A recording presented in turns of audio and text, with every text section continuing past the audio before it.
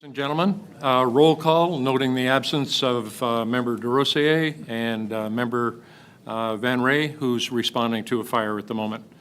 A moment of reflection, please.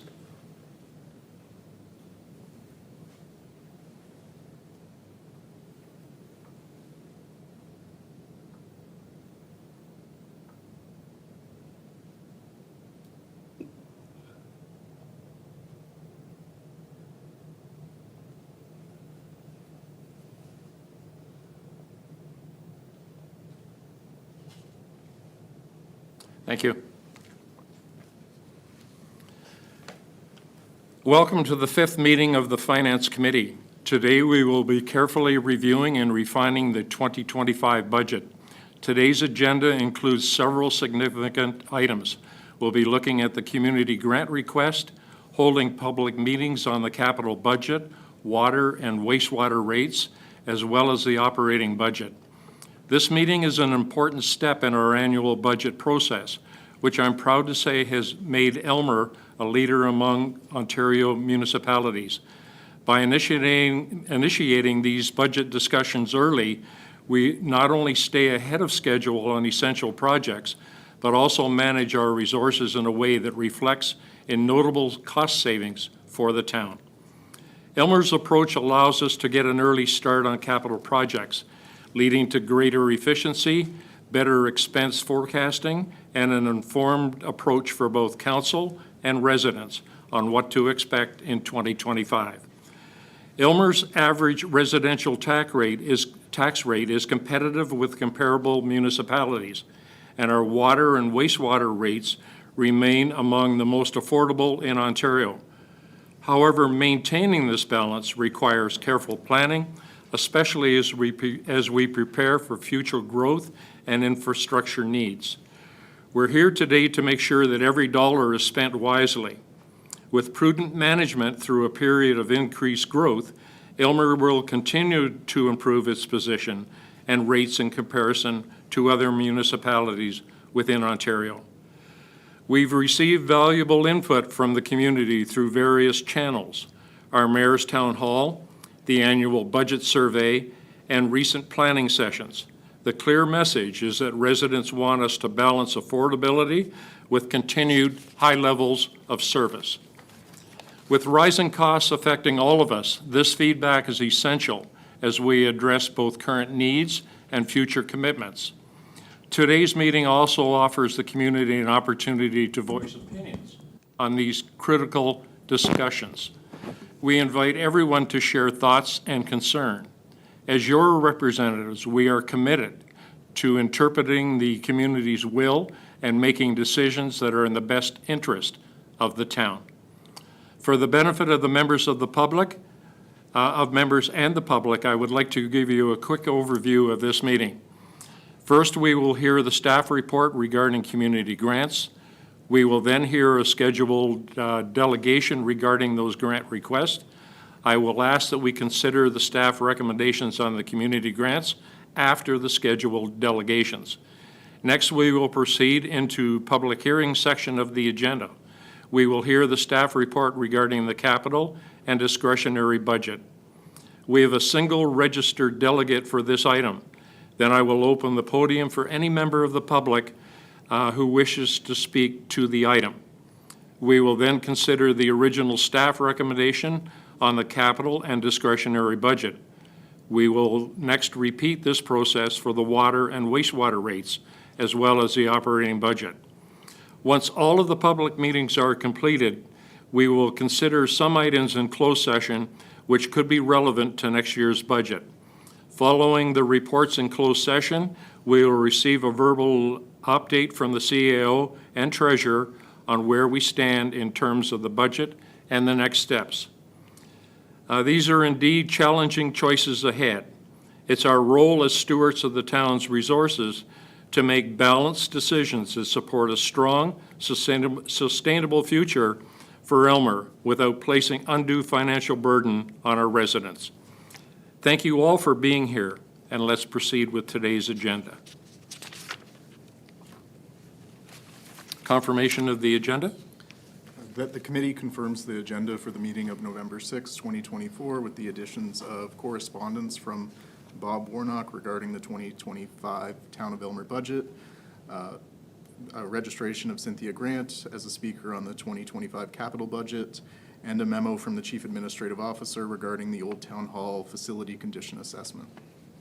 May I have a mover and a seconder, please? Moved by Member Oslach, seconded by Member Rahi. Further discussion? All those in favor? And the motion is carried. Are there any declarations of pecuniary interest? Yes, Member Chapman. November 6, 2024, meeting is the Finance Committee. In accordance with Municipal Conflict of Interest Act, I, Jamie Chapman, have a pecuniary interest with respect to 5.1.1. 2025 committee grants specifically the section related to Aylmer Heritage Festival. I therefore declare a disclosure of pecuniary interest and the general nature thereof as follows. I'm the president of the Chamber of Commerce and also the chair of the Aylmer Heritage Festival. I do therefore agree not to take part in the discussion or vote on any question in respect to the matter and shall not attempt in any way, whether before, during, or after the meeting, to influence the voting of any such question. Thank you.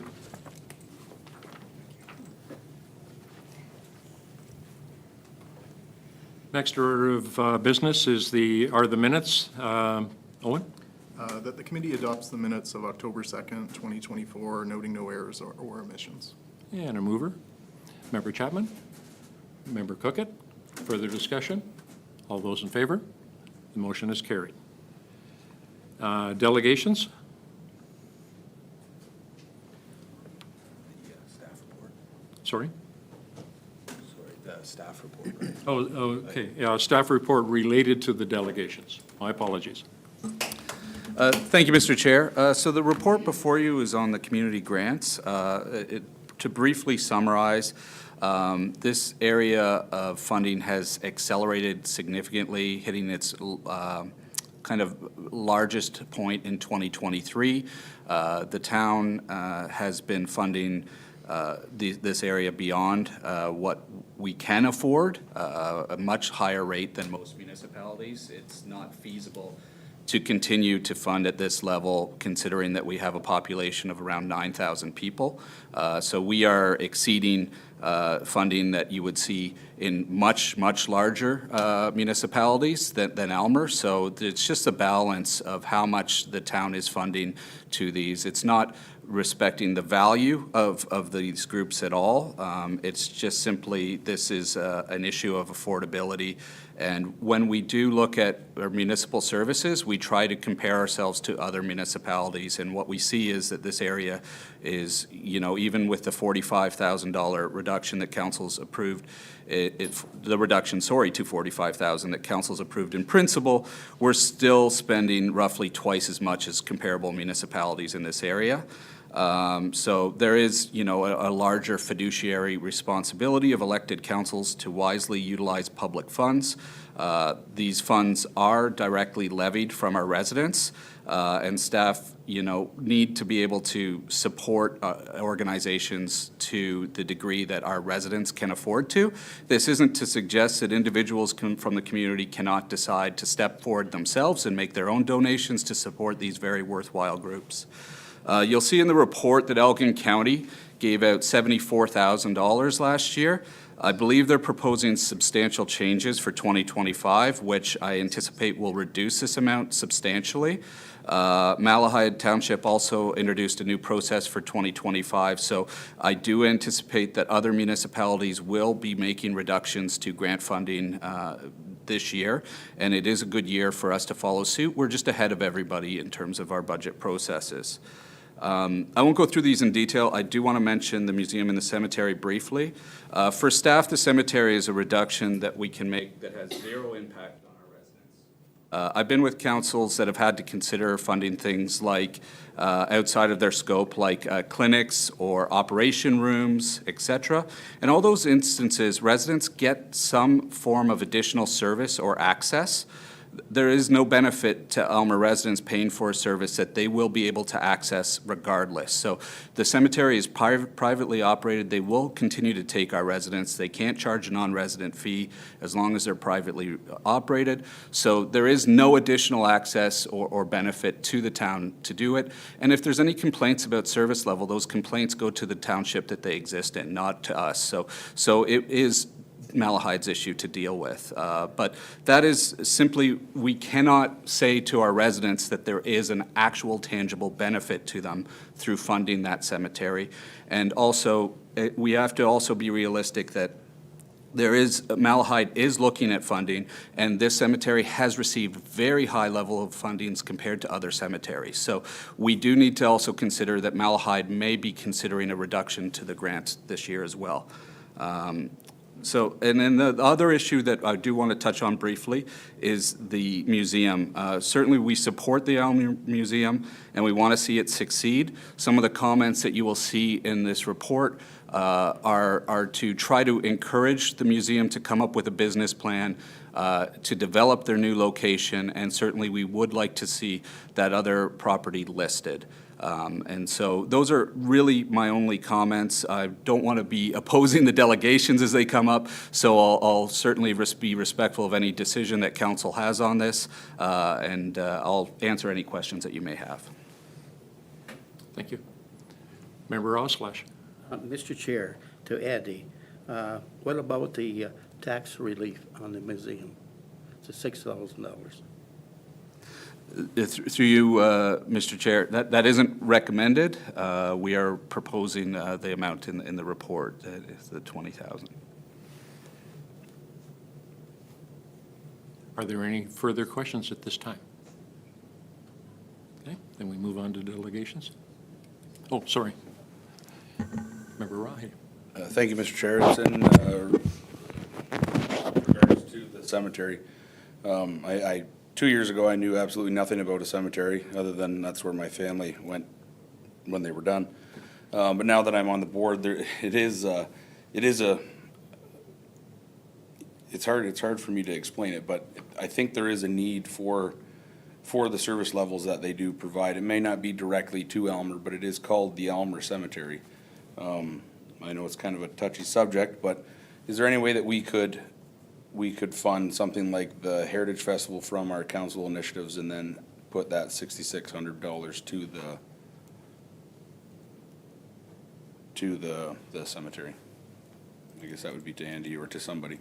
So certainly, this decision is council's decision. So, and the Heritage Festival, would qualify for the council initiatives reserve. That one of the things that we've talked about when we've talked about the council initiatives reserve is that it is there to fund special events or new events to the community.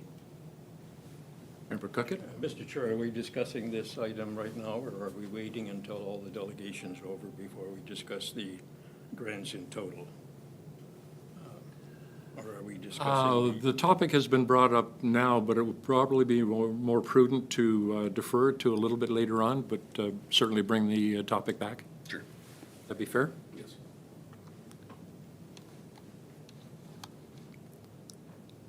Okay, now we move into delegations. Is that correct? If I'm missing something, sorry. We'll bring the topic back for the museum also. All of them. That, absolutely. Yep. Okay.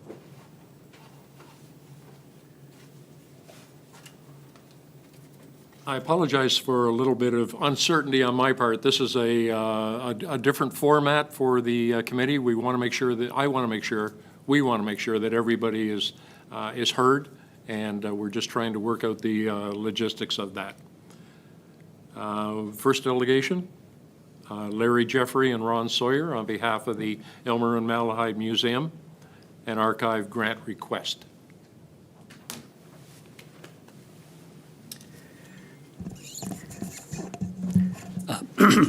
Your Worship, all councilors in attendance, and town staff. I am Ron Sawyer, Chair of the Board of Directors of the Aylmer Malahide Museum and Archives. With me, I have Larry Jeffries, our Finance Chair. This is my third appearance as a delegation to the Council. The first was in 1977 when I appeared to call for council's aid in refurbishing the Aylmer Opera House, at the time a pigeon-infested gem from another age. The second time was February last, when I tried to make the case for proper funding of the Aylmer Museum. We were granted $20,000, and we were grateful. Well, here I am again. In the Aylmer Express of September 4th, it was noted that the Town Council was considering a further decrease in the amount of community grants in 2025 by 33% from 2023 levels, I believe. I believe the motion has passed, but also I believe it was a mistake. I'd like to think that Aylmer would support most of their community groups, and whether considering cuts to minor soccer or senior lawn mowing, their value should be considered separately and on their own merits. Of course, I am particularly concerned with the financing and the future of the museum. Your CAO has declared that Aylmer, quote, will still be providing double the funding for such grants compared to other municipalities, unquote. But I doubt that it has compared it to other municipalities that support museums. We know that Tillsonburg, Ingersoll, Elgin, and Norfolk counties each contribute roughly $250,000 yearly to their museums. You must know that the Ingersoll Cheese Museum gets $277,000. Yep, $277,000. Well, that's a lot of cheese, thank you. In the 2024 budget, Aylmer cut the Aylmer Malahide Museum funding by nearly $2,000, and the Township of Malahide cut their museum funding by $5,000. This $7,000 loss has forced us to lay off staff and close the museum for 11 weeks this winter, while we are still fundraising for the Museum Relocation Fund. Yearly, our volunteers raise about $55,000 toward the operation of the museum by means of car rallies, murder mysteries, garage sales, and of course the Christmas tour of homes, which is upcoming. But we can't do it alone. The museum, if it is to continue to function, needs stable funding with allowance for inflation. We desperately need your help, not further cuts. With hat in hand, I ask for the reinstatement of your very generous yearly grant of $20,000, although I understand that a decision has already been made in this matter. Sadly, with the recommendation to withhold the property tax rebate, it's a net loss of $6,000. Recently, we took a delegation to Malahide Council in order to ask for the reinstatement of their grant of $10,000. As well as an additional $5,000 for a total of $15,000 annually. If both the Aylmer and Malahide requests are granted, it will go a long way toward mitigating the effects of our staff layoffs. Reluctantly, I call your attention to the town motto, which is, that's right, proud heritage, bright future. I'm sorry I've had to go there. If you are proud of your heritage, properly fund your museum, because that's where it lives. If I were a cynic, I would say that it is cheaper to fund the museum than it is to change your motto.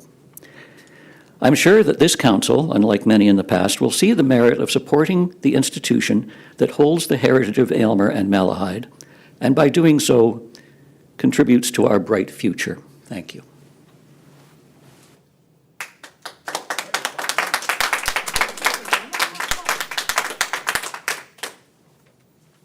Are there any questions, Mr. Jeffrey or Mr. Sawyer?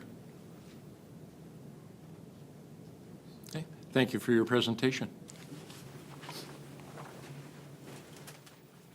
Second presentation, our delegation, Lisa Chipchase and Kathy Vandermeer. You just get me this evening. All righty. Good evening, Mayor Cookett and members of council. My name is Lisa Chipchase, and I am a board member with the Aylmer and Area Chamber of Commerce. However, this evening, I am here on behalf of the Aylmer and Area Heritage Festival Committee to seek your support. Over the course of the last few years, Aylmer and the surrounding area have received their share of challenging media coverage.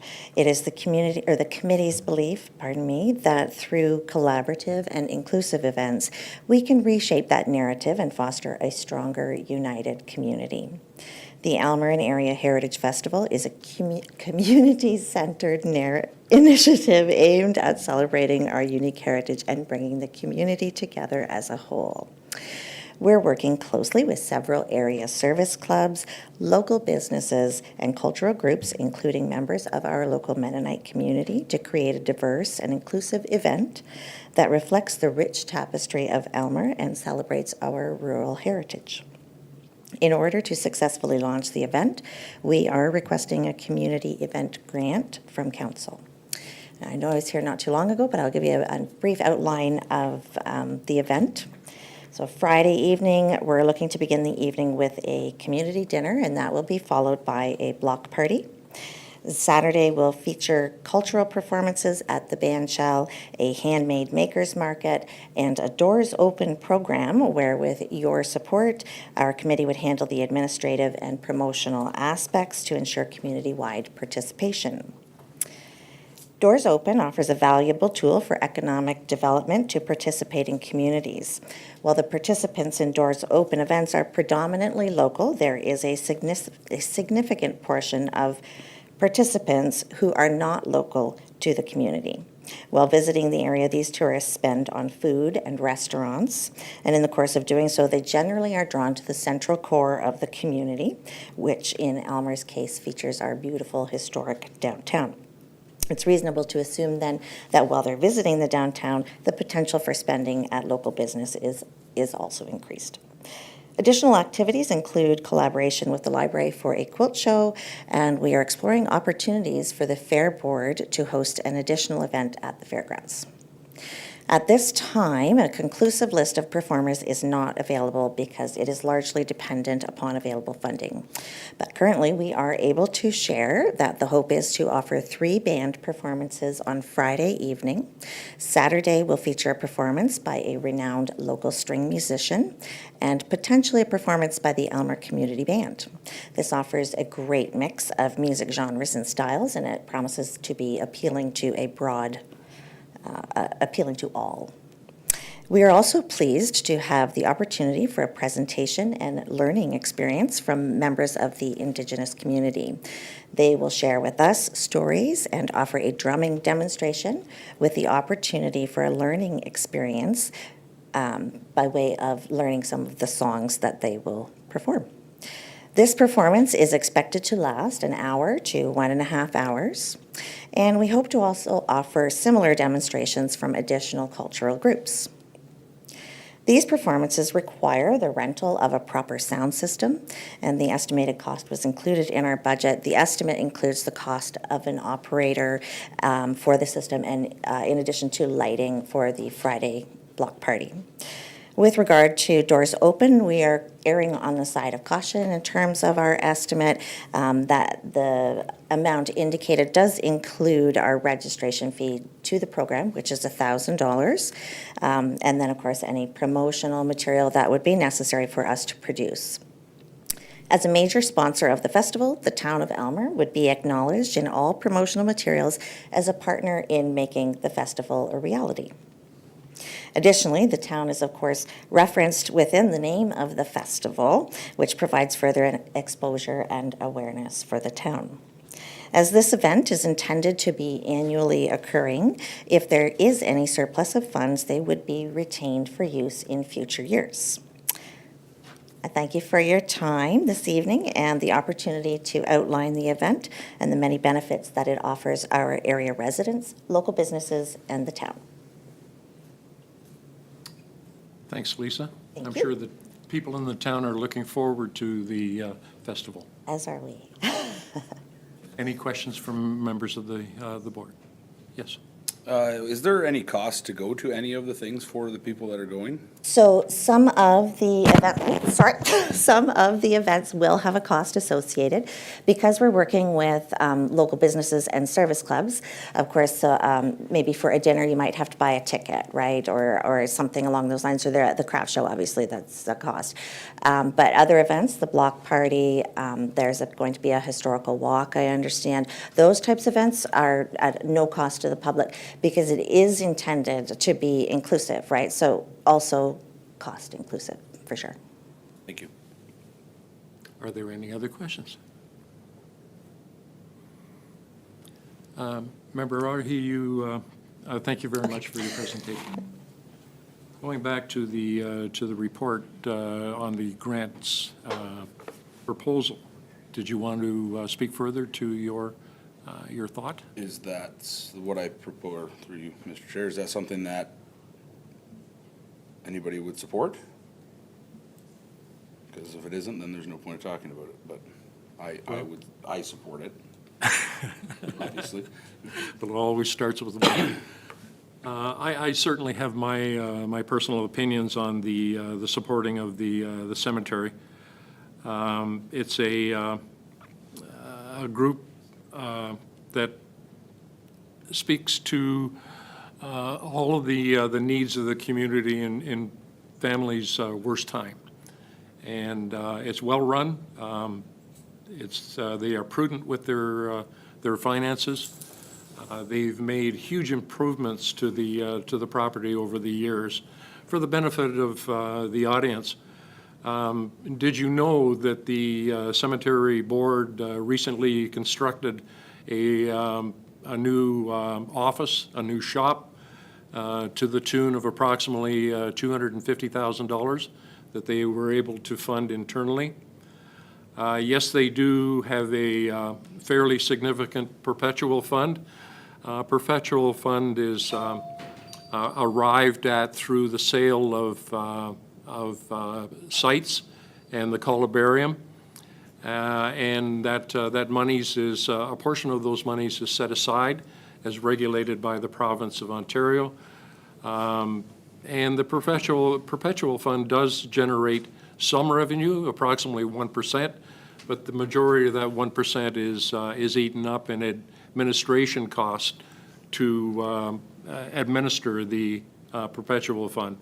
So they have done a lot of good work, and it's my suggestion, piggybacking onto your thoughts, is that, and this is a two-prong approach, I hope you follow me, that we take $6,600 out of the grant program for the festival and move it to another department.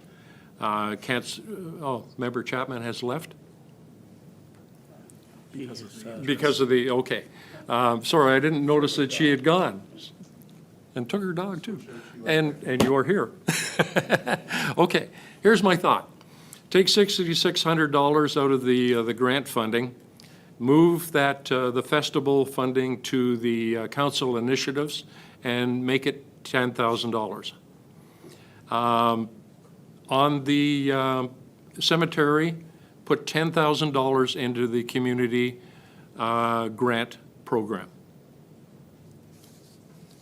Yes, we're taking $6,600, but I'm suggesting that $10,000 is my suggestion to contribute to the cemetery for 2025. Member Cookett? Are you making that a motion? Or do you require a motion for the suggestion that you're making? I'll make that a motion if I can have a seconder. Can you explain it one more time? Okay, we're going to move $6,600 from the festival in the grant program into council initiatives and make it $10,000 when we get to that point later on.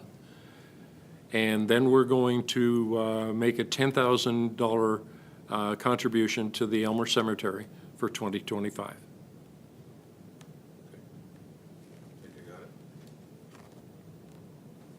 Would you like to make a motion to that effect? Or second my motion? Or further discussion on that? Member Osledge? I was the chair of the Queen of Peace Cemetery for years. I know what cemeteries go through. I support it. All right, we have a motion on the floor. Member Cookett? Just to clarify then, the 45,000 for community grants has been increased by 3,500. We made the 6,600, we're removing into 10,000. So instead of 45,000 total, we're going to have 45,300 and It'll be 48. 48,500. Yeah. Three, I guess, Yep. or four, sorry. Through you, Mr. Chair. So the 10,000 wasn't on here at all for the cemetery, right? That is Correct. correct. So the $6,600 will go to zero. So you take the 45,000 less the 6,600, you'd add 10,000 to the grant funding, That's the intent. and then the festival would be paid from the reserve, correct? The council initiatives. The council initiatives. Yes. Got it. Are we clear? Are the members of the board clear? Member Van Ray? Just a quick question, because I came in partway through this discussion. I'm pretty sure I got a good idea of what we're doing just based on what Heather was just mentioning. But am I able to vote on this with my understanding of what, considering I came in partway through? Do you understand the motion? Can you go through just one more time, if you want to just go through the motion? I think I have a good Are there understanding, any but I other- want to make sure before I. Absolutely. before I vote. Absolutely. Are there any other questions of the members of the board? Owen, what would the motion be? The motion would be that Schedule A of the staff report be endorsed with inclusion of the Heritage Festival for $10,000 funded from the Council Initiatives Reserve, and the Elmer Cemetery Board funded for $10,000. Correct. Do you understand? You're clear? Yes. Thank you. All right, we have a motion on the floor that's been moved in. Do you want to raise the museum before? Yes. Okay, now's the time. Sorry? I think we should pass this motion and allow Counselor Chapman to come back. That was Yes. the intent. Oh, okay, sorry. We have a motion on the floor that's been moved and seconded. Further discussion? All those in favor? And the motion is carried. Thank you.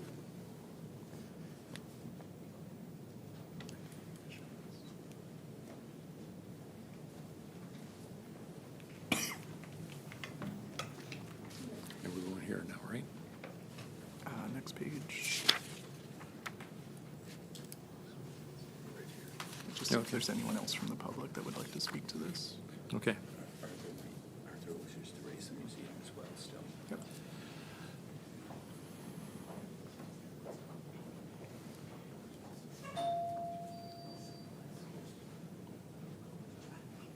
Returning to the remaining grant items, are there any members of the public who would like to speak to the community grants? Seeing none? Owen, could you read the staff recommendation then, please? Yes. So the remaining recommendation would be that a report CAO 50-24 respecting 2025 community grants be received as information, and that Schedule A of the staff report be endorsed for inclusion in the 2025 budget, it being noted that council earlier provided direction regarding the Heritage Festival in Elmer Cemetery. Pardon me? Okay. Oh, Member What Austin? about the museum? The museum at this time is not into the community Well, grants. I mentioned earlier that I wanted to speak at the museum. Yes, you did. Yeah, Now is the time. yeah, okay. What My about apologies, the, Arthur. yeah, your apology accepted. So what about the grant for the tax exempt, the property tax exempt? Can we do anything about that, Andy? Certainly, any of these decisions are based on what council wants to do. It's all at council's discretion. Our grant has a maximum of 25,000. The request was for 26,500, which was over it. And certainly, the town has kind of requested that 14 East Street sale proceed. We share some of the concerns that were raised in Malahide when they last visited this last year, that if we are not requiring them to move on, it does create a situation where we could be funding this two facilities on an ongoing basis, which is not ideal for anyone. So we would like to see them get on with their business case, get on with developing a new museum, and come to full strength with this community. And certainly, an aspect of this could be that if the 20,000 is approved, we could sit with council, and if that building at 14 East Street is listed and sold, we already have a commitment to give them $150,000 of the proceeds. But we could also give for the capital project, but we could also council could also assign further funds from that amount to the museum. So I don't think it's a lack of support. I just think it's how many years are they going to go on with the two facilities? We really want them to sell that building and develop their plan for the future. Member Cookett? Thank you, Mr. Chair. Perhaps Heather will remember, I think I'm right when I'm saying that last year we supported the tax payment for the museum out of the council initiative fund. Right, it wasn't out of the grant, so we could do that again if council wishes to look at that. You've heard Andy mention several times now that we're really looking at the museum getting rid of the other building. I don't know what the timeline is for them doing that. So depending on your appetite for supporting the taxes, perhaps we can tie the $6,000 to listing the building, for example. Just a thought to throw out there. Did you wish to make that a motion at this Not yet. particular I time? want to get a feeling of what this council wants here. Thank you. Member Oswald? The museum is in a transitional mode. It's struggling to move from East Street to Talbot Street. As of now, they have a plan, and they had a renovation plan, and Ramkin, you know Ramkin, out of Springfield. So they are proceeding logically and step by step.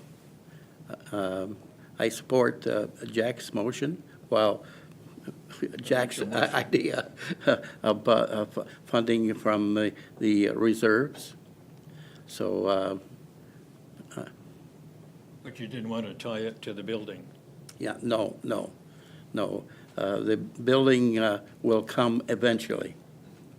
The sale of the building will eventually. When they get enough money, funding for enough money to refurbish the Talbot Street Museum. They're in process. They got probably, I don't know, $500,000 or $600,000 to fundraising.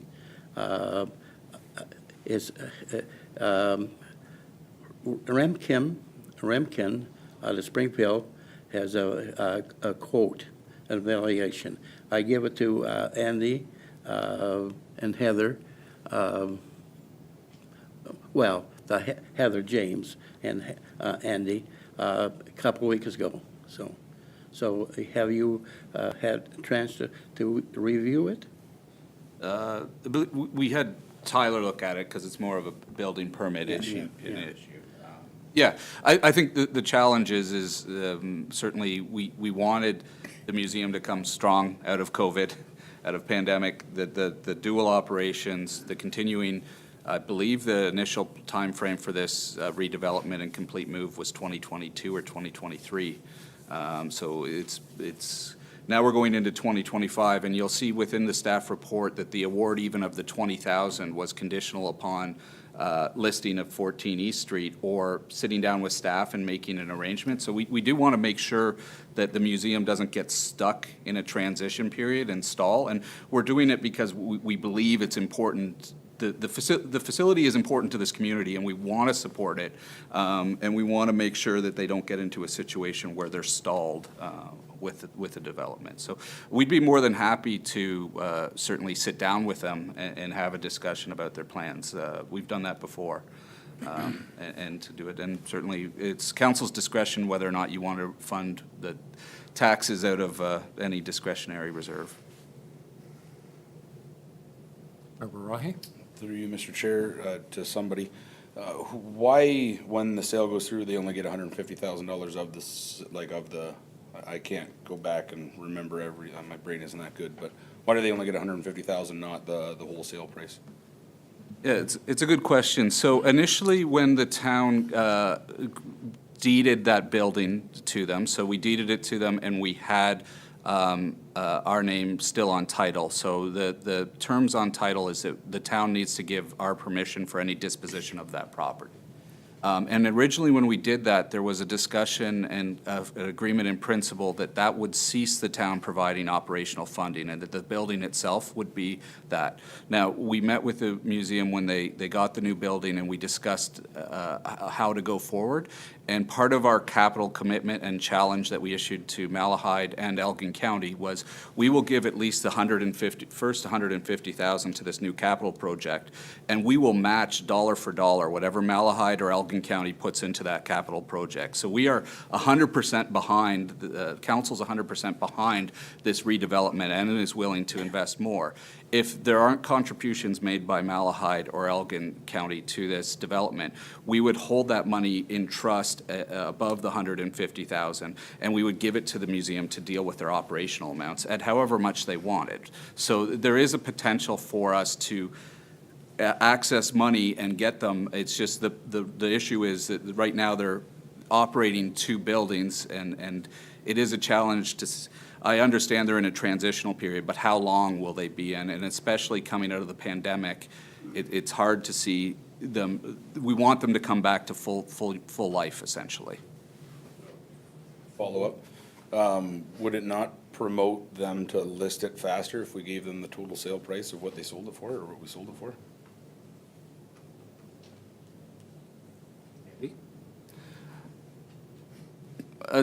Certainly, that is an option. The previous option was approved by the last term of council, so there's nothing binding this term of council to that decision.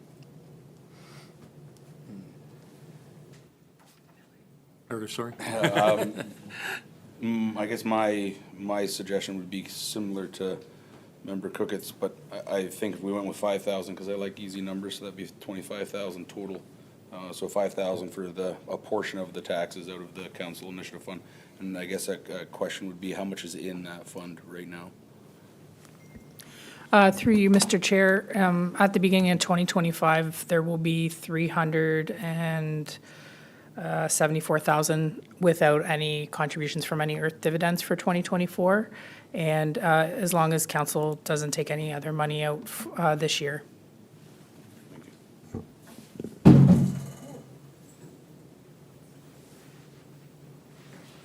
Someone going by. Are they, Member Oslage?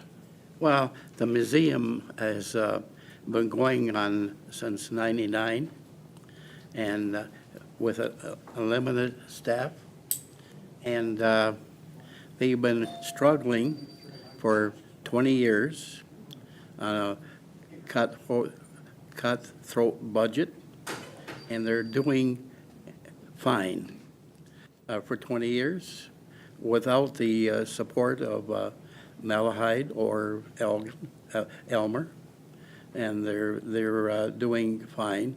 But I support the $5,000. Make a motion to support the $5,000 out of reserves. Hasn't been moved and seconded.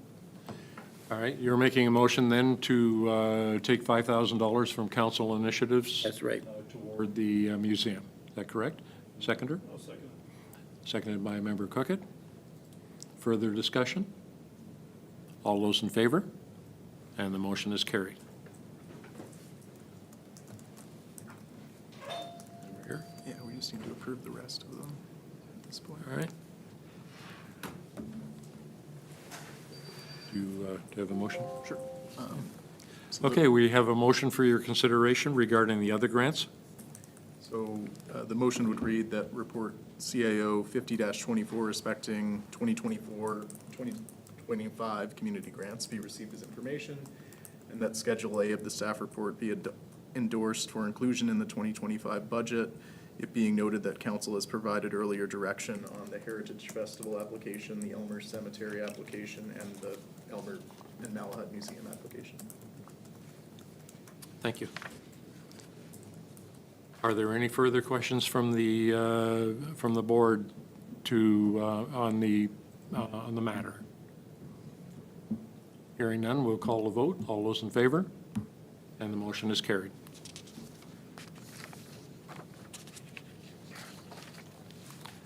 Public hearings, staff report. Members of the public are invited to attend and participate in the next discussions. We'll hear first from staff and then proceed to hear from the public. Director of Finance, Heather? Thank you, Mr. Chair. So overall, staff are continuing to estimate that approximately $11.9 million worth of capital projects would be considered as new for 2025. The carry forward amounts from 2024 will continue to change until year end, but these estimates have been provided for the committee's benefit in the Appendix A, as highlighted in blue. There are transfers between reserves that will have to happen to fund the remaining EECC projects for 2024 and 2025.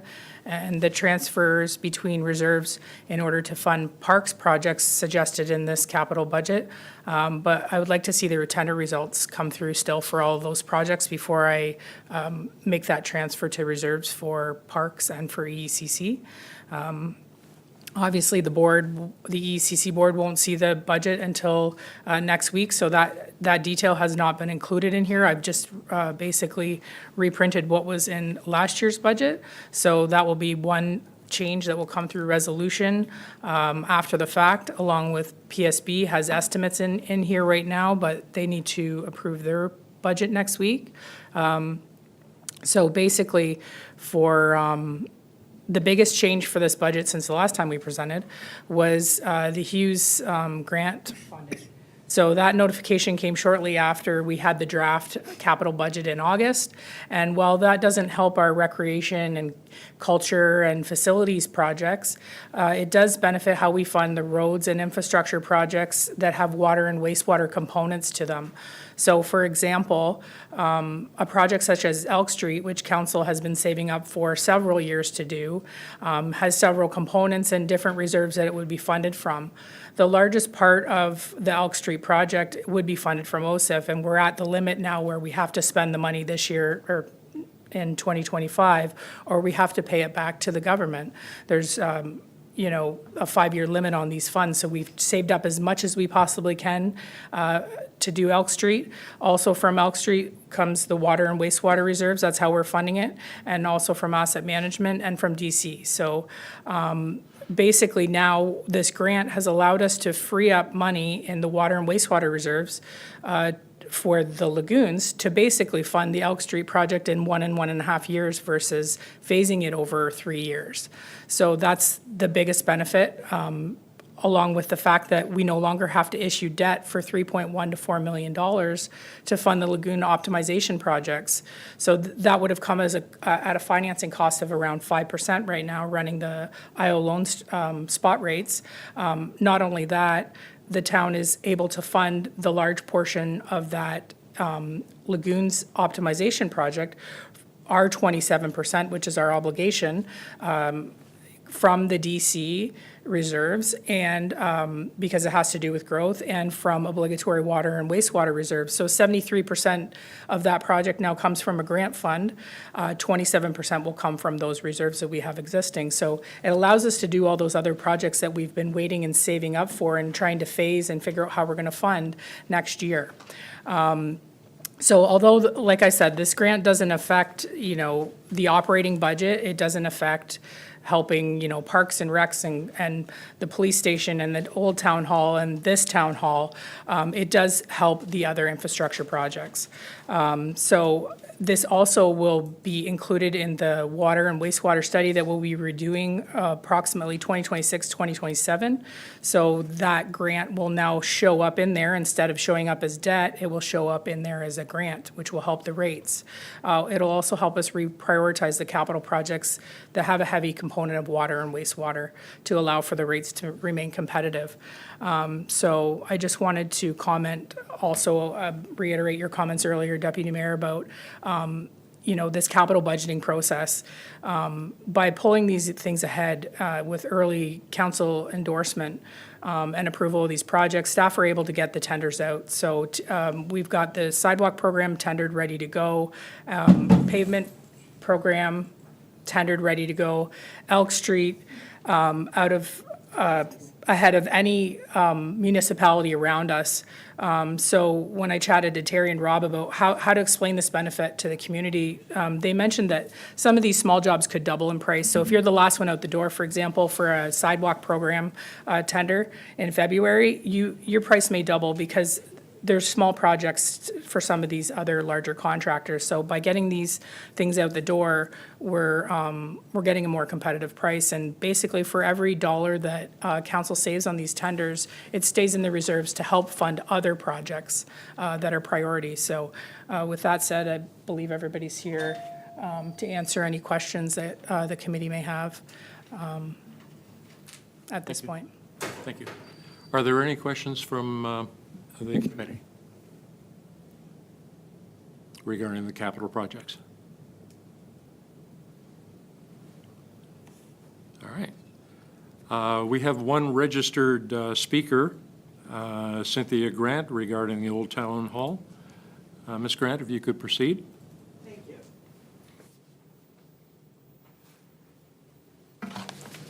So I'd like to preface this by saying that I come here with at least 20 people behind me, and that was just a start. Many of you may have seen the letter to the editor published in this week's paper. I'm not sure if all of you did, so I will read excerpts, but I'll try and mix it up a bit so I'm not reading what you've already read. I want to also describe why I've come. In May, I, along with about 40 citizens, joined the mayor and others in a discussion about the Old Town Hall. CAO Andy Grizel facilitated, and it was very clear that people were concerned about the ownership and the commitment of the town to maintain the Old Town Hall. I joined the committee. It's called the Old Town Hall Committee, and I brought some concerns about the condition of the building to that committee.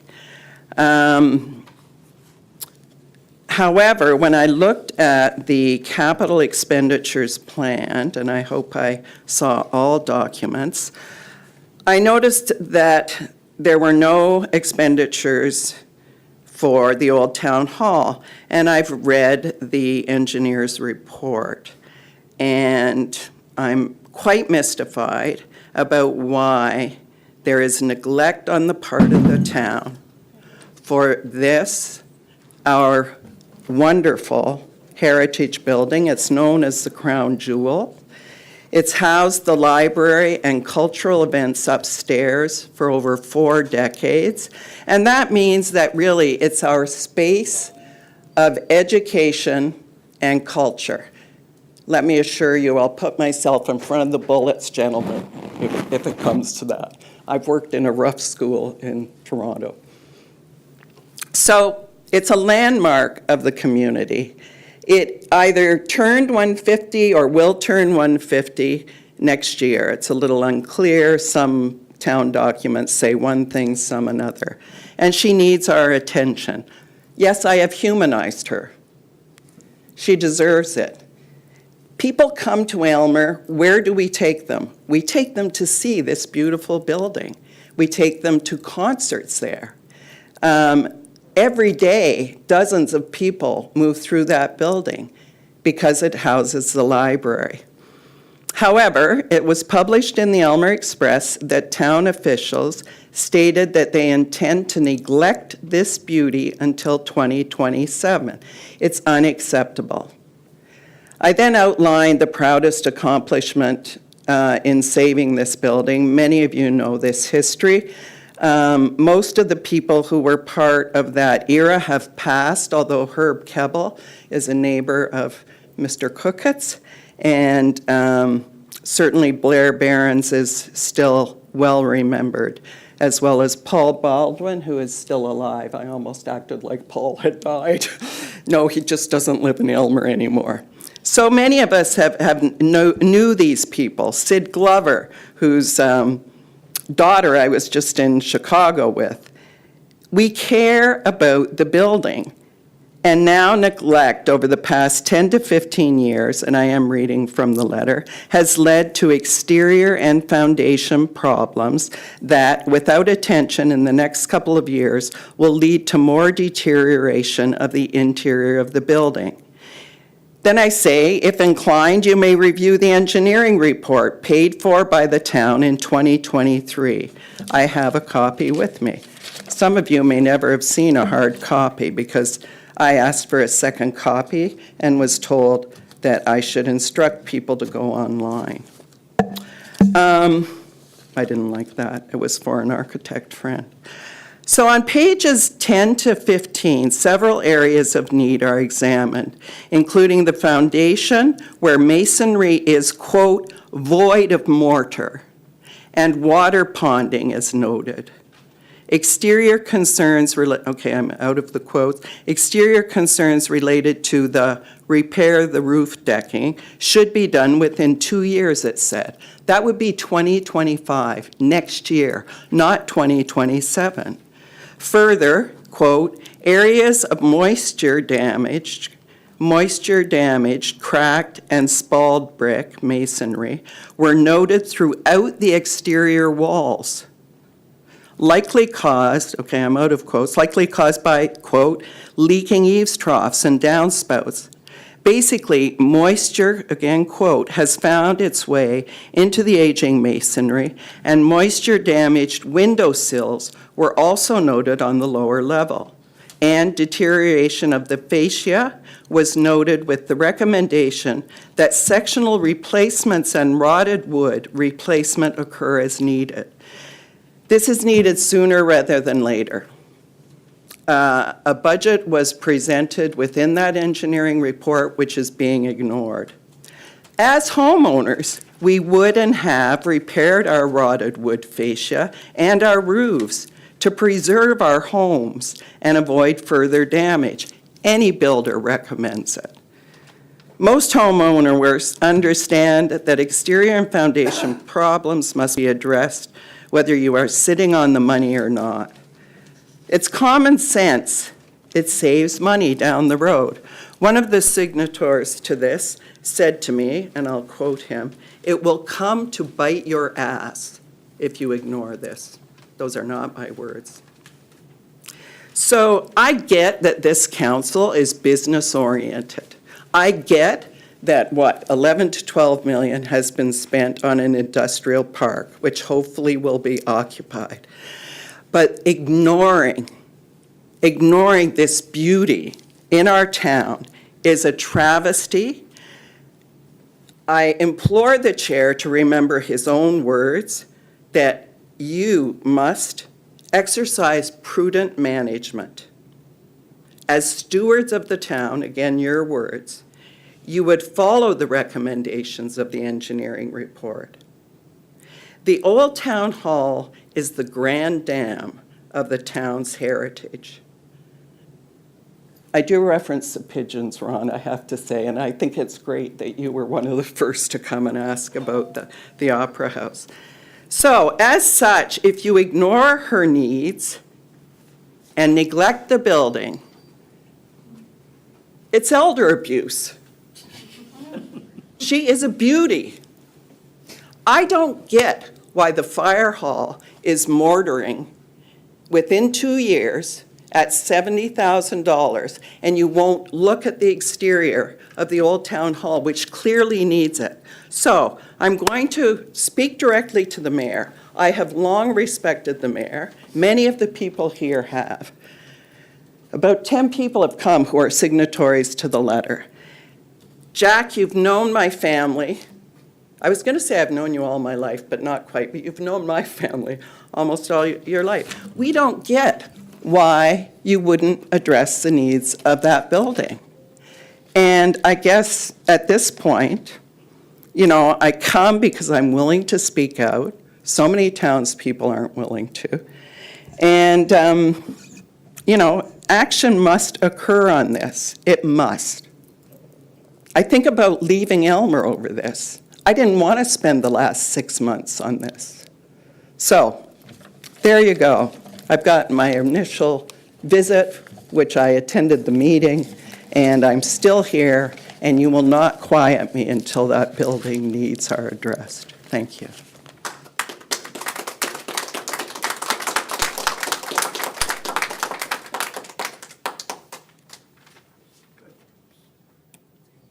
Would anyone else like to speak on this item, about this item, Yeah, the capital budget. or the capital budget? Can I make a comment? Mr. Chair. Dignitaries. Just that a are- minute, please. Okay, Can I make a comment, Steve? go right ahead, Jack. You're the mayor. I just wanted to thank her for an impassioned speech and reminding me that we've known each other since you were little kids. And certainly we go back a long ways. I just want to remind everyone, I think everyone here knows this, that it was the council that saved this building. You know, because the plebiscite of the people said tear it down, and council ignored the plebiscite. So we really do care about that building, really do. They did, Jack. And don't forget Wilfred Chalk. Not so much. Okay, thanks, Jack. Yes, sir. Basically, Cindy brought up some great. For the record, Oh, for the record, Stephen Blankenship of Aylmer. And I could tell a story about, I do live in Paul Baldwin's old house, and it's made of wood, and it rots continually, but we're taking care of that. And this goes back to the town hall open house, I guess you might call it, presented by Jack and our deputy mayor there. And I was referring to the maintenance in our town. It doesn't seem to be any preventative maintenance when it comes to our infrastructure. Now, most of my comments were void from the Aylmer Express, so this is a good point to bring this out again, that I don't know infrastructure person, whoever it is may be, but they do not seem to be doing their job very well. Now, we're looking at, now, the town hall as it stands. If we jump on that now, it's going to prevent a lot of money in the end, and it's going to save the integrity of the building. Whether the engineer's report says, oh, 2 or 3 years, why not do it now? Now, we always have other projects on the go, and we know the roof at the ECC is in dire demands of some repair job, I understand, which is started out as maybe a small leak and has ballooned into $1 million job repair, possibly, and I'm not quoting any persons on that, but, you know, it seems like, and I brought up the Aylmer Pool too, we left all the stuff out all winter long, over the past few winters, now we had to buy new chairs and stuff, but that could be a longevity thing too. But it just seems like we do not want to take care of our infrastructure in this town, and I do not know why. The taxpayers carried the burden on it, and we have old buildings, new buildings, and definitely a lot of old ones. And it just lines up with what Cindy has brought up, that why don't we fix these things when they're in their infancies, and it doesn't lead to a higher cost or higher destruction of that building. It's just basic preventative maintenance. Thanks, Steve. Anyone else like to speak to this matter? Yeah. Andy, did you want to respond? Well, certainly, I'd like to say that we appreciate people coming forward with their passion for this building. One of the reasons why we proactively went out and did the facility condition assessment in 2023 was to get an understanding of our capital outlays. We did multiple ones. We did one for this building, for the ECC, for our Public Works yard, and certainly we do review those. The challenge that we have that I think is very real is that this is not a bad facility condition assessment report. This is actually one of the better ones that we've received. So if you look at the third floor of this building that we're in right now, that we have staff attending every day, it is in much more dire need of work than that facility. So, you know, it would be nice to have everything all at once, but the facility condition assessment report on Old Town Hall doesn't indicate that any work is done in the need required in the next 2 or 5 years. There is no work that is structural. There is no health and safety issues. These are all considered building functionality or general upgrades by the engineer. So there is a need for us to triage and get the work done that needs to be done. We can't ignore that the roof is leaking right now in the EECC and move forward another project just because we have an impassioned group of people. It will get done. It is in the budget. It is a larger dollar amount that we did not have on the books till 2023. And our challenge here is we've got projects that have been deferred multiple years. Elk Street, we need to do Elk Street or else we're going to lose significant funding. There is no funding, additional funding. We cannot issue debt. This is not a cost savings. This is simply we cannot afford to spend this much money. We don't have the money to spend. We do have a $10,000 maintenance budget, and we'll try to stretch that as much as possible to address it, but there is nothing that is urgent or immediate, requiring immediate attention in this building. That is exactly, those words, urgent or immediate attention, do not appear in that engineer's report. So everything is defined in that report as being above very poor. So there's nothing that is defined within that building as being very poor or requiring any immediate attention. So to term this as neglect, it's very important to represent that this is not neglectful. This is the type of work that municipalities do every day to meet our obligations to a facility, to plan judiciously so we can afford things, to avoid incurring debt that we can't even incur for such a project, and paying high debt limits. But we did not know before the fall of 2023 that this was going to be a potentially $3 million project. And that's what we're working towards, but we need time to make a financial plan. That's our issue. So if I could, because You 3 can- million came up, nobody's asking 3 million. The initial things that I isolated are the top priorities as outlined in the report. They come in at around 100,000 over the next 2 years. So I object to this portrayal of this request to have the needs addressed as some kind of outlandish, grandiose request. I would ask, and I will stop soon, I would just ask that Mr. Cookett with Mr. Griselle approach Mr. Hunt, who is a respected member of the community, and ask if he would look at 2 or 3 buildings. If you say this building has health and safety problems, maybe he can comment, and the mortar. With all due Okay, respect. I'm out. I'm out. Thank you. Are there any other comments from the public? Sure. Thank you.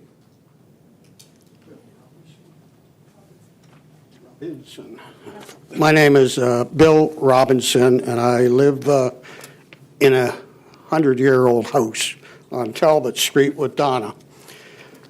we spent, what, $40,000 on our chimneys, just rebuilding chimneys. And plus. You have to take care of these things. And to wait until there's a crisis is unconscionable. You're waiting, you're spending $10,000 a year. I wish I could spend $10,000 a year. You are letting it run into the ground purposely. That's not right. And where do I come, how do I come to that? I manage buildings for a living, so you're on the right track with the IRC report. We in condominiums, for example, we do commercial and condominiums. High-rise buildings, 20 stories. We do 30-year studies using IRC and many other engineering firms. And you spend and you bank on spending a little bit every year and not wait until whatever that is, 2027, and spend $1.8 million. That's ridiculous. You spread it out. You split it up. But if it says, thou shalt spend $29,000 in '23, $47,000 in '24, and you spend 10, in condominiums, you would be a director and we'd kick you out because you would be, what do they call that? Double-digit increases, special assessments. You would be the special assessment people. You would wait and wait and wait. Let it deteriorate until it becomes a crisis. And then you react. And it's a knee-jerk reaction, and it costs everybody in town money. So at the end of the day, the report is a good start, but now you got to take action. And not only on this building, on any buildings, and you should forego the niceties or the things you want to do and take care of what you have first. And I spent a lot of time in Mississauga around Hazel McCallion, and a great mayor. And at the end of the day, if you don't have the money, don't spend it. But you first take care of what you have. But anyways, thank you, Bill Robinson.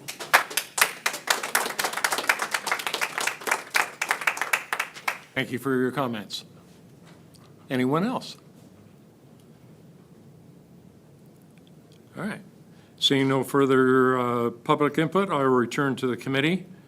Owen, could you read the staff recommendation? Yes, that report, Finance 22-24, respecting the 10-year capital budget, be received for information, and that council acknowledge the proposed 10-year capital budget and described work as presented, and that council approve the final 2025 capital and discretionary budget and approve in principle as presented to allow for initial tenders and procurement to occur for 2025. Thank you. Do we have a mover and a seconder for the motion? Member Van Ray and Member Rahi. Further discussion by the committee.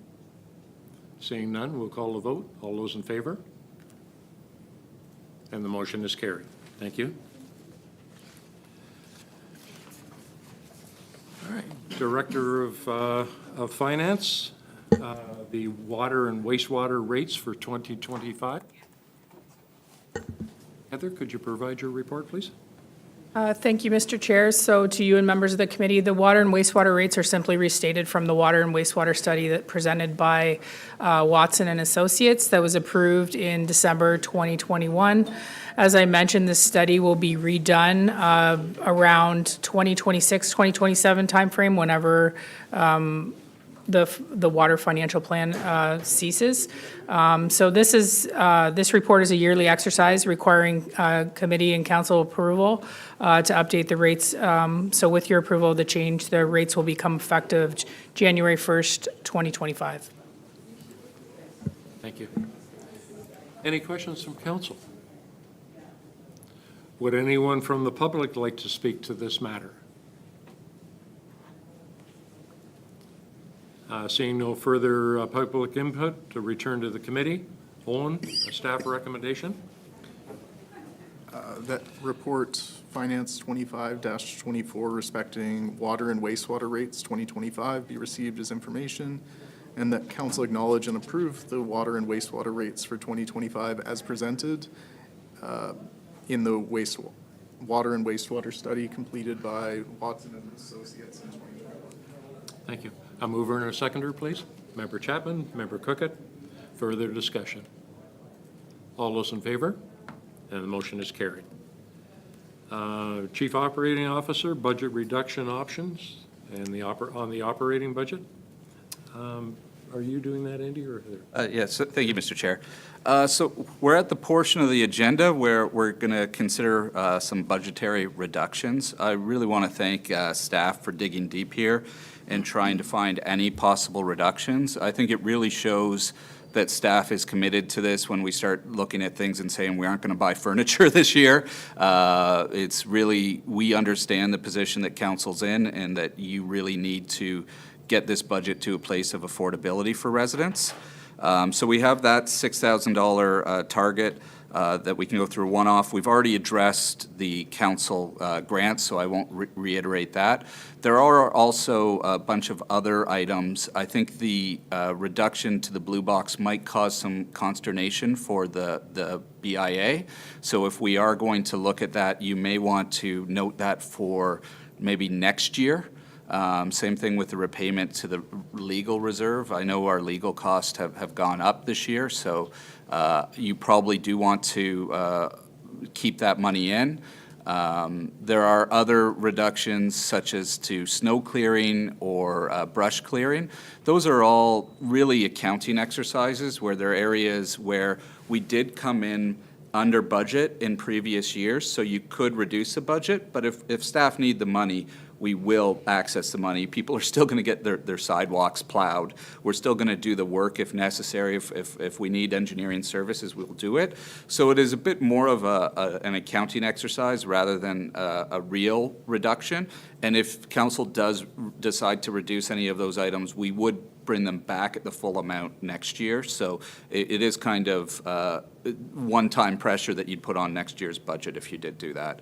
And we do also have closed session items that are related. So maybe we'll discuss the open session ones and then we can recess into closed. Thanks, Andy. From the topics that were identified, does anyone wish to speak to any of those line entries?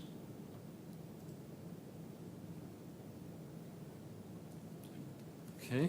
Would anyone from the public like to speak to this item?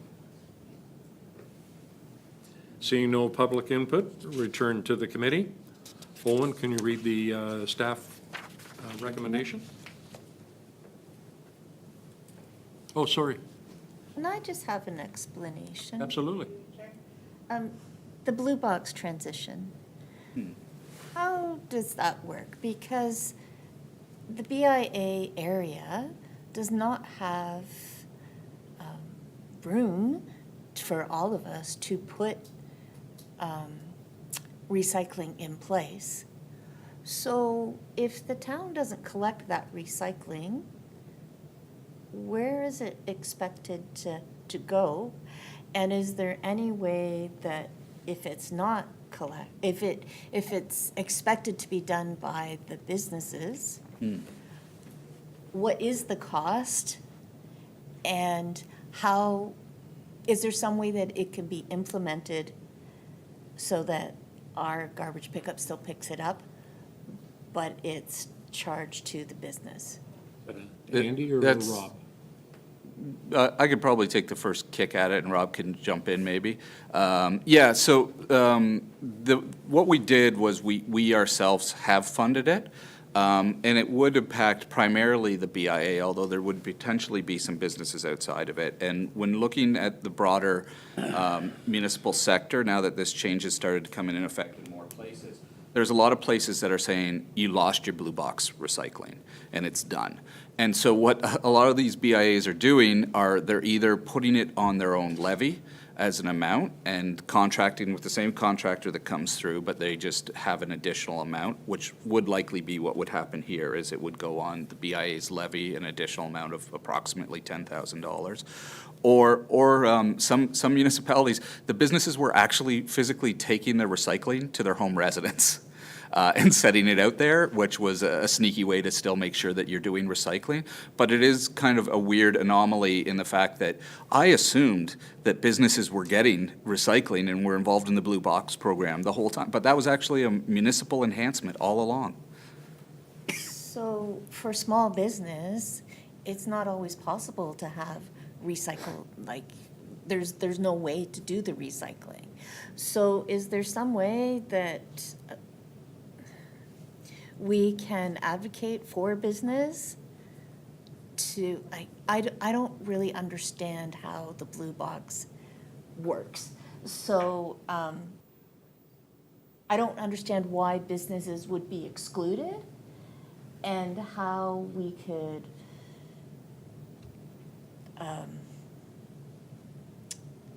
what's the word I'm looking for? How we could speak for the businesses to have something done. Rob, can you help us out? Certainly. So the Blue Box was only ever supposed to be for residential. That's all municipalities were obligated to do. Over 10,000 residents, I think, or something, or maybe 5,000 residents. When municipalities ran it, it was a commodity. Those pop cans are a commodity, so we sort of welcomed with open arms anybody that wanted to participate for the cost of a blue bin. The province has now transitioned that responsibility back to producers. So we really, it's up to them to decide how they want to collect and who they want to collect from. So they are saying, we're going to take over the Blue Box, but we're going to stick right just with the original intentions, which is collection from residential. That's one of the issues that the province is still working its way through, but it would be the province putting regulations on the producers to collect it and then for across. And as Andy has said, early on, we were able to negotiate sort of a bulk pickup for all of our residents. During this transition period, it's only allowed until 2026.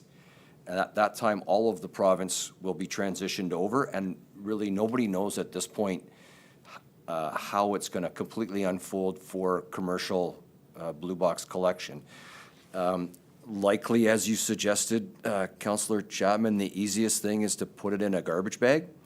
The most cheapest thing is dig a hole and bury it at the landfill, and that's probably an option that a lot of people will avail themselves of. So this council made the decision to pick up that cost, and I think the report says that's maybe a cost savings. You could transition that bulk purchase deal that basically Andy struck and presented to council over to the people that are benefiting, is the report, if I've got it. So can we look into a way to advocate for businesses to have the recycling to apply to them?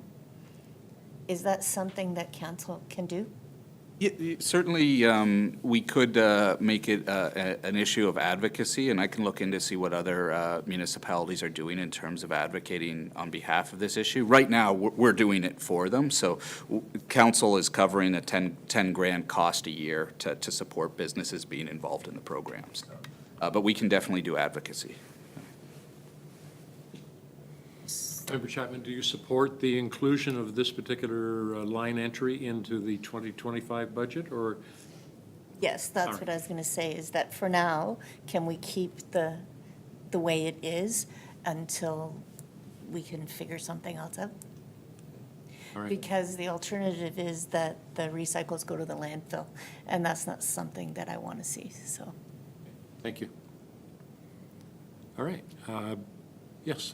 I have just one comment, I guess, about the whole thing. I wouldn't say I'm disappointed because I think you guys did a fantastic job, but out of everything that goes on in the town, and these are the only two options we have, not buying shares and cutting our grants. Those are the only two things that we can find out of everything that happens here to reduce our taxes down from 7.8 or 9, whatever it is. Yeah, through you to the chair, a valid point. We had a discussion as a senior management team, and we kind of decided that we didn't want to repeat the exercise that we did in 2023, where we kind of looked at, you can reduce grass cutting, or you can reduce the hours of the splash pad, or those kind of drastic red, yellow, green options. Because I think we heard from council and we heard from the community that there isn't a desire to see a reduction in service levels. Certainly, if council wants to revisit some of those more drastic options, we can, but it's a challenge when we've been doing a lot of work year over year to kind of right-size our budget and take out any buffer, that there's not a lot of additional fat in this right now. There's definitely no point of going over the splash pad and like things that we've already talked about, I don't think, but I just mean out of everything that goes on, out of the whole budget and operational, everything, and there's only two options. There's other non-recommended ones, but yeah. Yeah. That's, I guess. Yeah, thank you for that. All right. Back to the report, CAO 5124, right? Do we have a mover and a seconder? Member Chapman, Member Rahi, and the recommendation. So the recommendation would read that report CAO 51-24 respecting the 2025 budget reduction options be received, and that the Finance Committee provided direction to staff upon inclusion of the recommended items to advance with the final budget for consideration. Thank you. Any further discussion on the matter? Heather?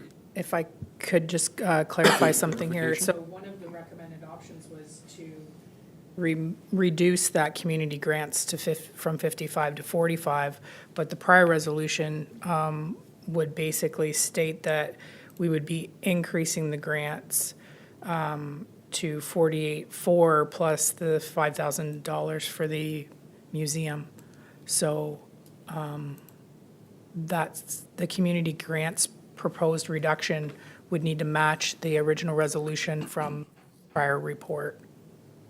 Which would be 6,600? Correct. I think we should have that as part of this motion, should it not? Or Sure. have we already covered that off? We did previously on the one. We can certainly add it. Member Cook? Mr. Chair, I thought, just to clarify, I thought the $5,000 for the museum was going to come out of council initiative. Yep, so we would basically pay for that out of the grants, and we would fund those portions out of the council initiatives. Just so you guys know accounting-wise what we would be doing. And, yeah, I think it'd be helpful if council approved the savings task, at least of this report, because the motion doesn't direct us to do anything really, does it? So I amended the motion to include the two staff recommended options, which are the savings task as well as the community grants reduction. We can approve those separately immediately via a motion if we'd like. That be clearer? Council needs to provide direction in a resolution, so. With the consent of the committee, I think we should have that in the resolution. Okay. So a resolution could read that report CAO 51-24 respecting the 2025 capital budget reduction. That council directs staff to include the savings task for a potential reduction of $6,000 and the community grants reduction for a reduction of $6,600. And that council have provided direction to staff to advance with the final budget for consideration. Is that clear to members of the committee? Member Chapman, you look uncertain. Are you okay? I think so. Yeah. All right. We have a mover and a seconder, I believe? I don't believe we do. Oh. All right. Mover and a seconder, Member Oslach, Member Van Rant.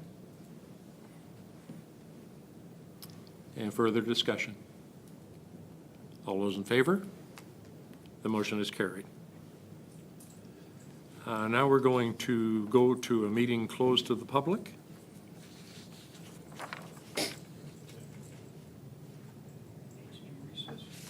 Yes. Yes, so the motion to recess would be the committee, the Finance Committee now recessed at 7:28 p.m. to convene a meeting. Council with the intention of considering item 14.1, 14.2, 14.4 of the council agenda. And a mover and a seconder, please. Member Rahi, Member Van Ryn. All those in favor? And the motion is carried.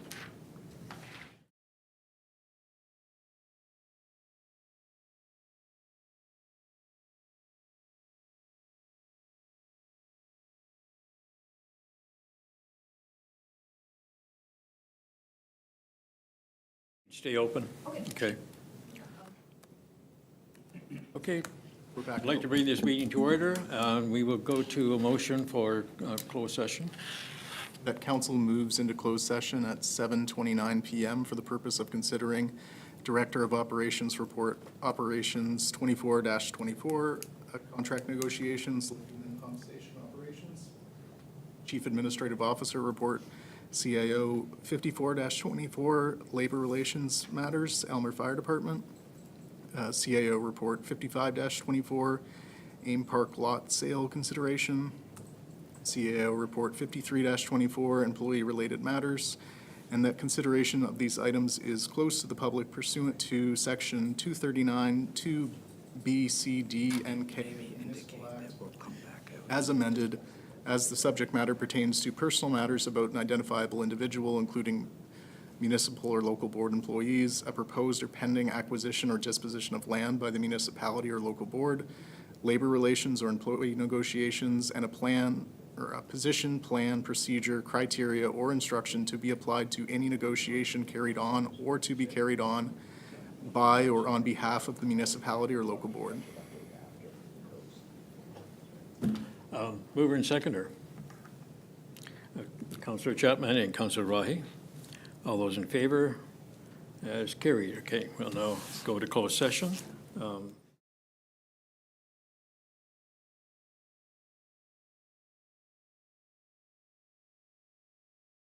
Just for the members of the viewing public, after the closed session, we will reconvene the Finance Committee, and there will be an update on the budget process. So we'll stay tuned. We won't be long. That's what you.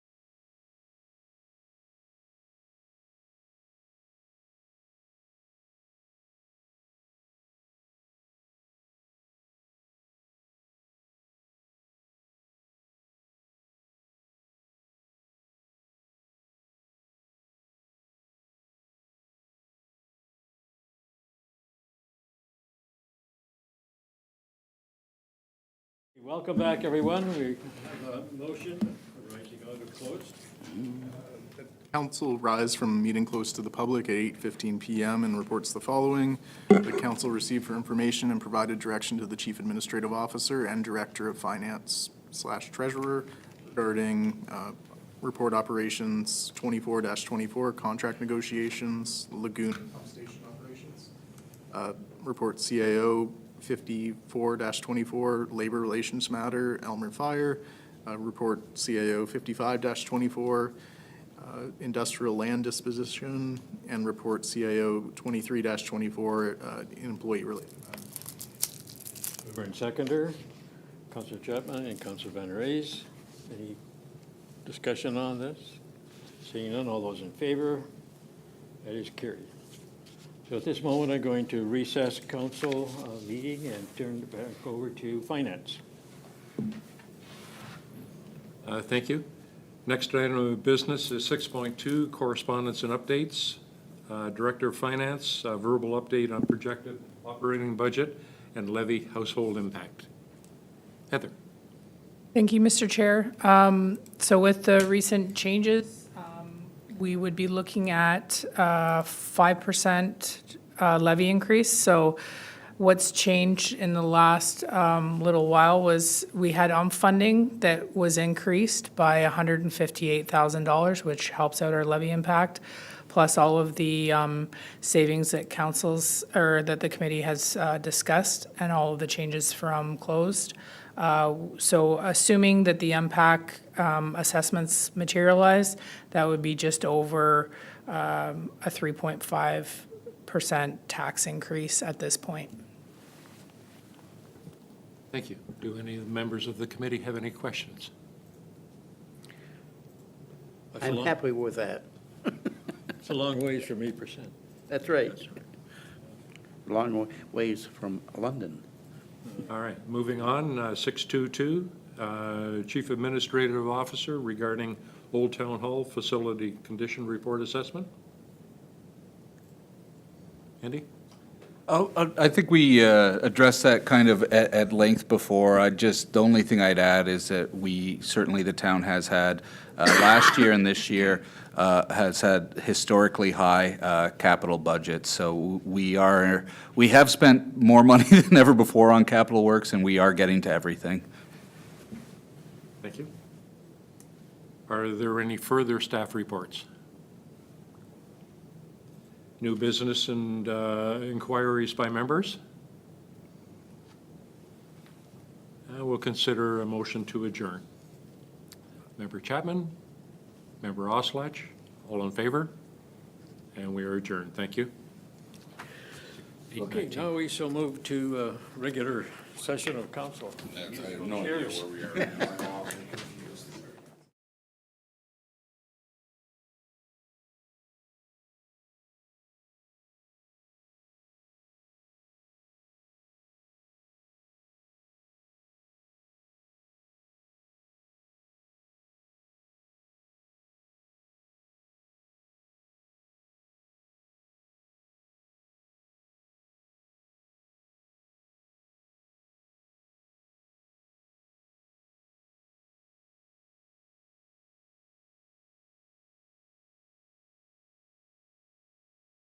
Back in regular session of council, issue keeping track, right? First item is confirmation of agenda. The council adopts the agenda for the meeting of November 6, 2024. Mover and seconder, Councillor Van Raes, Councillor Chapman. All those in favor? Is carried. Any declaration of pecuniary interest?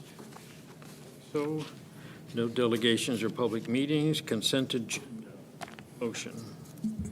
That the November 6, 2024 consent agenda be received for information, and that council approves the minutes of the regular meeting of council held on October 16th, 2024. Mover and seconder, Councillor Rahi and Councillor Chapman. Okay, any questions, discussion, comments on any of those items? Okay, seeing none, all those in favor? Yes, carried. Thank you. Action items, point 7, Director of Finance. Quarterly financial summary. That report finance 23-24 entitled Quarterly Financial Summary Report be received for information. Mover and seconder, Councilor Rahi, Deputy Mayor Barber. Heather. Thank you, Mr. Mayor, through you and to members of council. I didn't have anything significant to add to this report, but it's fairly straightforward. But the financial statements, quarterly financial statements show the budget to actual related to repairs and maintenance are trending high. We've been seeing this all year, obviously due to aging infrastructure and equipment. Repairs and maintenance for streetlights are also high to this point, but are not expected to drive a deficit at this point. So that's the, we had a hit and run that we couldn't recover. Those types of things, if we can't recover them from the insurance company, fall into this category. We also had a leak in the police station, which has since been fixed, which was a larger repair and maintenance for that area. Hydro costs of the streetlights also is trending higher due to the new streetlights with the addition of Cottonwood and Centennial Estates. So those budgets will be increased for 2025. And then to this point, there's nothing else of substantial concern. There is a large credit in supplies related to the fire foam that we gave Bayham. The chief charged back Bayham for that fire foam, and we're just waiting for an invoice from the supplier to replace that foam, which will be around $30,000. So that's all I had at this point. I'll take any questions from council. Thank you. Council? I see no questions. All those in favor? Director of Finance, temporary reserve funding movements, a resolution. That report finance 24-24 entitled Reserve Funding Adjustments for Ames Park Industrial Land Reserve be received for information, and that council direct the Director of Finance to move funds from the Asset Management Fund to the Industrial Land Reserve temporarily to fund the remaining of the projects required for 2024. Mover and seconder, Councilor Chapman, Councilor Rahi. Heather. Thank you, Mr. Mayor. So this is just a report that we waited till now to come up with, considering that we have had the sale of Block 3 come in. So initially, we mentioned that we might have to borrow 1.9 million just until we can sell any part of the lands that we have, either for the industrial park or for Progress Drive. So this is going to be a temporary movement from asset management.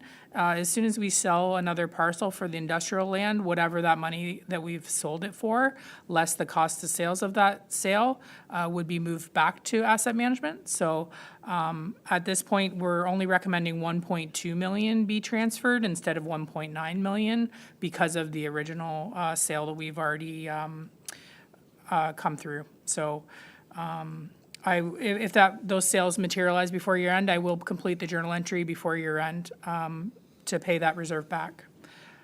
With another, I wouldn't come back with another resolution for council to do so within this resolution. I would hope that I can just move the money back to the asset management reserve once we complete the sale.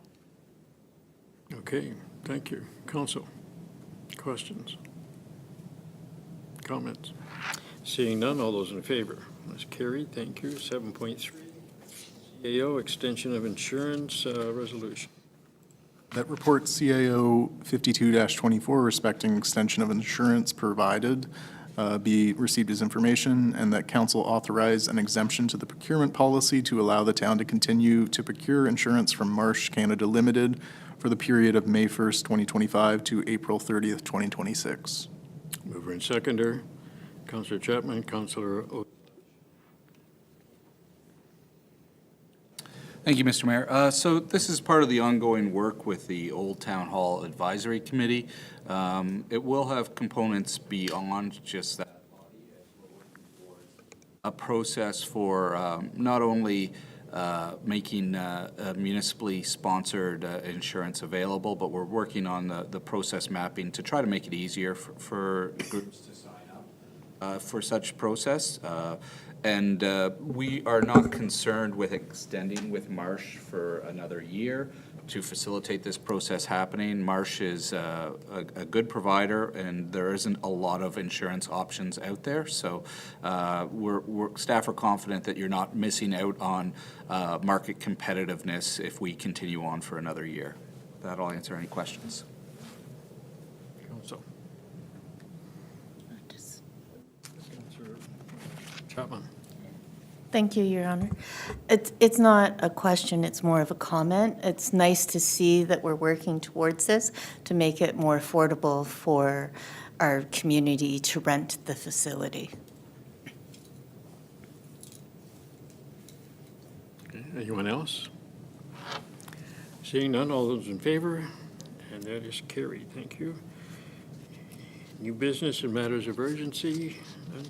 Reading of bylaws and proceedings thereon. Resolutions. The council gives 3 readings to and approves bylaw 71-24 being a bylaw to amend bylaw 38-22 being a bylaw to make the necessary citizen and council appointments to committees and boards, and this respecting specifically the BIA. And bylaw 72-24 being a bylaw to confirm the proceedings of council at the regular council meeting held on October 16th, 2024. Mover and seconder, Deputy Mayor Barber, Councillor Chapman. Any questions about any of these or comments? Seeing none, all those in favor is carried. Is there any inquiries by members? Any statements or committee reports by members? Councillor Ozlach. Well, November the 11th is coming up. Ceremonies will be held at the Cenotaph in Springfield at 9:15. Ceremonies will be held at Elmer Cenotaph at 10:45. And all members of council and staff are welcome to the Veterans Dinner on Saturday night at 6 o'clock. November the 9th. Where can you get tickets? At the office.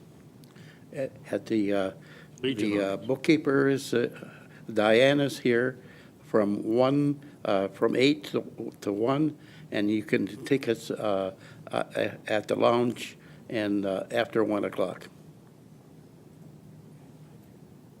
Anyone else? Deputy Mayor Barber. Thank you, Your Worship. 2 items. I accompanied yourself on the occasion of Kindred Credit's 60th anniversary. The staff were presented by a very comprehensive review of the formation of Kindred Credit over the years. And I think you provided some information to them that they had never heard before. It was quite interesting. And secondly, to the family and friends of Paul Falls, who passed away recently, well-respected member of Malahide Council, deputy mayor for a period of time, and well-respected within the community. His loss will be felt. I believe he was also a councillor of South Dorchester when that existed before the county structure. Yeah. Okay. Anyone else? Okay. Report of the mayor. You know that from time to time I guess present an official thank you on behalf of the mayor and the town of Elmer to citizens of Elmer. I've never shown people what that looks like. It's a framed certificate that I delivered to them. And so I have another one today, which I planned to hand out a year ago or so, but I didn't. See if you can guess who this person is. It says, in recognition of your contribution and service to the town of Elmer and its residents, thank you for your time and effort spent making this community a great place to be. We especially note your contribution as a founding member of the East Elgin Family Health Team, the Elmer Area Community Foundation, the Elmer and District Horticultural Society, and the Order of Good Cheer. By now you know exactly who I'm talking about, I think. You have been instrumental in Ducks Unlimited and its fundraising banquets and your conservation efforts extended to the establishment of the Sinclair Wetlands in Calton. As a physician, you have provided care to over 4,000 local residents. So we appreciate your service, Dr. Sinclair. Not with us, but we do appreciate your service. Thank you. Is there any notice of motion? Yes, next item is adjournment. That council do now adjourn at 8:31 PM. Mover and seconder, Councillor Rahi and Councillor Van Rays. Favor? Carried. Thank you very much.